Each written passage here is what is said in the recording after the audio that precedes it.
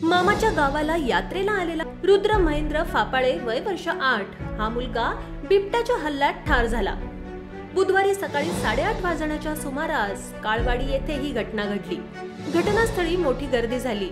दरम्यान घटनेची माहिती कळताच वन विभागाचे अधिकारी घटनास्थळी दाखल झाले आहेत। तसेच विविध राजकीय पक्षाचे नेते कार्यकर्ते घटनास्थळी पोहोचले असून वारंवार होणाऱ्या बिबट्यांचे हल्ले यामुळे जनता त्रस्त झाली आहे। आता तरी शासनाकडून काही निर्णय होईल का? अजून शासनाला किती लोकांचा बळी पाहिजे असा सवाल विचारला जात आहे। दरम्यान घटनास्थळी विघ्नहर सहकारी साखर कारखान्याचे अध्यक्ष सत्यशील शेरकर पोहोचले आहेत। त्यांनीही वन विभागाने तात्काळ बिबट्यांबाबत शासनाने गांभीर्याने निर्णय घ्यावा, अन्यथा लोक आता हातात कायदा घेतील असा इशारा दिला आहे। वन विभागाचे वरिष्ठ अधिकारी देखील घटनास्थळी जाण्यासाठी निघाले आहेत।